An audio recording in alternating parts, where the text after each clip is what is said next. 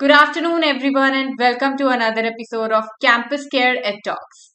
Ed Talks is a platform where educators and leaders come on board and express their viewpoints related to education and society. Our topic for the day is how does the blended learning approach affect students' performance, and to express her viewpoints on the same, we have with us Mrs. Archana Srivastav ma'am, principal of East Point Delhi School. A very warm welcome, ma'am. Thank you so much and good afternoon. A very warm welcome, ma'am. It's so good to have you here on board with us. Thank you so much, ma'am. And it is my absolute pleasure and delight to be a part of your platform and sharing my views on that. Thank you, ma'am. So, ma'am, let's start off with the session, ma'am, shall we? Yes, of course. So, ma'am, to start with, what is this blended learning approach and how is it different, to the approach that we are using today? Yeah. Ma'am, first of all, when we talk about blended learning approach, we can call it by different names. We may call it a hybrid learning, we may call it a technology meditated learning, we may call it a web enhanced learning. So there are different names that we may give to, the concept of blended learning. But when we talk about blended learning, it has become the need of the hour. And when we say the need of the hour, it is because the technology has actually taken in or seeped in into our system so much that we cannot do away with it. And moreover, it is extremely essential that the children these days are given a knowledge or given a platform wherein they are able to express themselves and explore themselves further.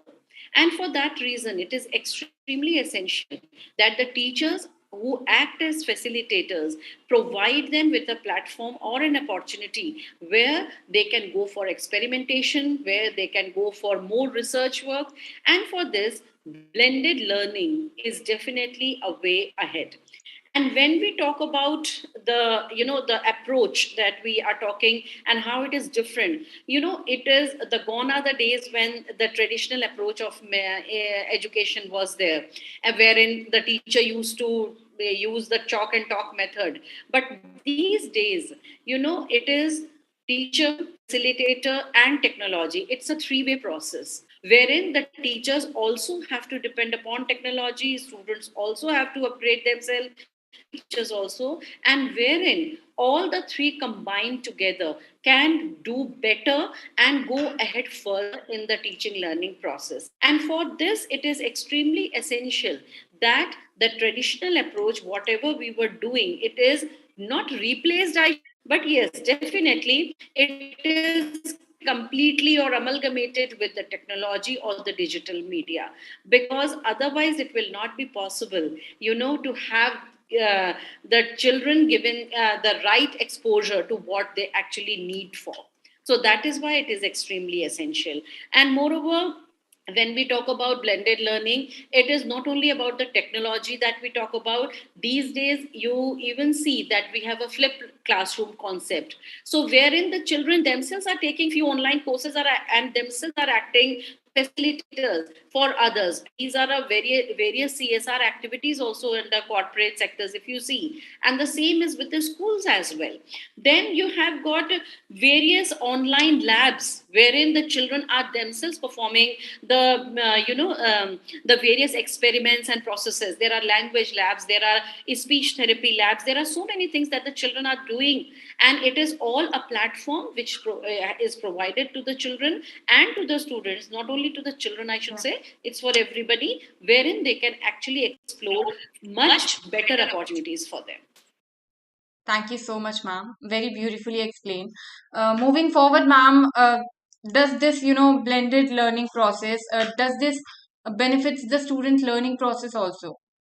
Definitely. See, when there is a blended learning, what is happening? The student is at the same time exposed to a face to face interaction, and at the same time is exposed to a technology. Now, what happens that when we talk about the 21st century skills, you already know that collaboration is one of the foremost skill that we talk about. So, collaboration, critical thinking, decision making, analytical thinking, when we talk about these 21st century skills, it is extremely essential that the child is working in collaboration. And when we talk about blended learning, definitely the child is in a position to have a blend of all type of resources, and he is able to collaborate them well and give a better output. Moreover, the student engagement, when we talk about the student engagement, is highly effective when we talk about the blended learning approach, because there the student is also at times acting as a facilitator. So this in student engagement is very, very, effective means. Moreover, the evaluation that we do for a child, it is not only based on the pen and paper test. There are various ways by you offer platform to a child where the child can expose himself, where the child can actually come up to his speaking skills, his oratory skills, his presentation skills. All those skills are also given an impetus when you talk about the blended learning approach. Moreover, there is a better accessibility, when we talk about, I'm not talking about the few remote cases which we have in our country, definitely, but talking about a general picture wherein everywhere digital India is a concept which is now very, very famous. So we know that it has got a remote accessibility, and sitting here in Delhi, you may even contact with a person of Leh Ladakh, and you can have a visit of different lakes and different type of geographical features if we talk about. So it is such a learning which provides the child an ambience wherein sitting right in his or her room or in a classroom situation, the child can interact and come up to a level which at times is not possible when we talk only about the traditional approach. Thank you so much, ma'am. Indeed, it has a lot of benefits for the student learning process as well. Moving forward, And ma'am. also, one more thing I wanted to add, that it also improves the students' efficiency, because when we talk about the productivity, each child's efficiency gets increased if we are moving with this methodology of working, because there the opportunities that a child get is much more varied than what we talk about in the actual traditional approach of teaching. Absolutely, ma'am. Moving forward, ma'am, as an educator, what are some of the challenges that you also must have faced while using this approach? Yeah, ma'am, see, we all know that, we need not repeat it again, that 2 years have been a great learning, and it was a revelation, in fact, for many of us. And definitely, the blended approach, when we talk about, the children have adapted it to it very, very successfully, and is with a lot of conviction. The parents, the teachers, the children, all three have immensely contributed through this blended learning approach. But definitely, as you say, because it was the first time that in India any such experience was happening, wherein the this shift from an offline to an online was within a day or two. So in fact, the teachers, they were not trained properly for that, because there was no time for it. But kudos to all the teachers who actually nurtured themselves in such a manner wherein they could upscale their skills. Moreover, it was not easy either for the parents and the children, because completely shifting from a classroom situation to an online mode, wherein having two, three siblings, the problem of devices, they were coming. The children who were living in their own hometowns and all, which were far off places, maybe some remote villages, where the network issue was again a problem that was coming. Moreover, because we deal with the children of each economic strata, so there was a problem with certain students who were not able to afford also the electronic devices and the mobile phones and other things, which was also a problem for a few parents, which actually gave them some sort of a setback, that yes, we are not able to cope up as per the need of the hour, which was there. But some or the other, the if what you can say, we can say that these were the challenges that were faced.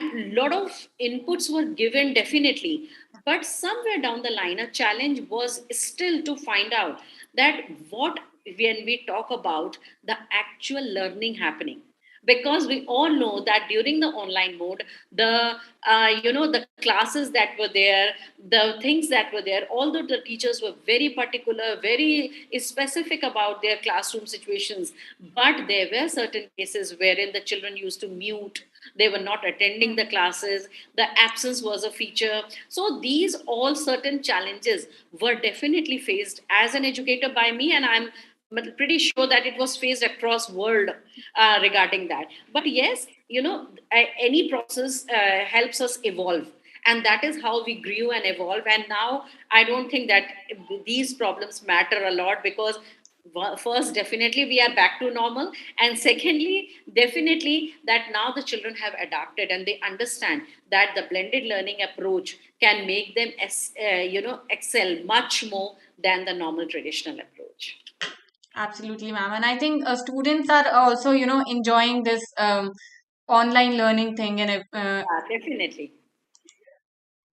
absolutely, ma'am. Thank you so much. Lastly, ma'am, are there any factors that should be, considered to measure the performance of this approach as well? Ma'am, see, it's really, it would not be correct to say that we can put the online or the blended learning approach into any quantitative terms, like we have a specific scale to measure. But yes, the few factors that can definitely be considered are, the first, as I told earlier also, is the productivity. Now, when we talk about productivity, we are talking on both ways: productivity when where a facilitator is also concerned, and productivity of the child also. So there has to be a set assessment pattern, a fixed system of assessing a child, evaluating a child, wherein we are able to analyze that how much actual learning has taken place. Secondly, quality of work that we give. Like, for example, if suppose you give child, find out or go and research on a particular video or something. So when you are giving an open hand to a child to surf the net and the YouTube videos, it is quite possible that the child might also surf something which is not age appropriate. And that is the reason that it has to be very well guarded and guided. And at the same time, the quality of work that is given must be under a parental guidance, and at the same time it must be such which do not motivates a child or forces the child to go beyond a certain thing. Rather than depending upon the YouTube videos or any other thing, there can be a self-made videos by the teachers, by the facilitators, by the students themselves, which can of course enhance learning. Then definitely, what is the teamwork?